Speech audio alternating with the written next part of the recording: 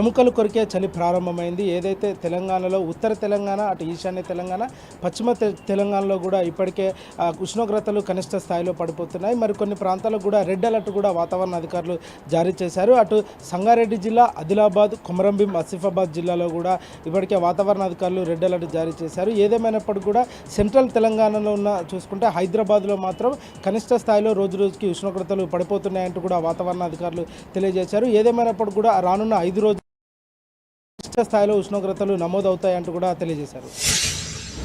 హైదరాబాద్ ప్రధాన వార్త చూసుకుంటే Jawaharlal Nehru journalist housing society media సమావేశం నిర్వహించారు. ఏదైతే గతంలో వారు హౌసింగ్ సొసైటీ కోసం, ఇళ్ల స్థలాల కోసం డబ్బులు కట్టారో కొంతమంది మాఫియా, రియల్ ఎస్టేట్ మాఫియా, అటు కొంతమంది మాఫియా కలిసి జర్నలిస్టులకు ఇల్లు రాకుండా చేస్తున్నారంటూ కూడా ఆరోపణలు చేశారు. ఏదైతే బోర్డ్ ఆఫ్ మెంబర్స్ కూడా దీంట్లో చొరవ చూపెట్టి రాష్ట్ర ప్రభుత్వాన్ని కోరి ఈసారి ఎట్లయినా జర్నలిస్టులకు అటు హౌసింగ్ ప్రతి ఒక్కరు కూడా ఇల్లు వచ్చే విధంగా కూడా కృషి చేయాలంటూ కూడా మీడియా సమావేశం నిర్వహించారు.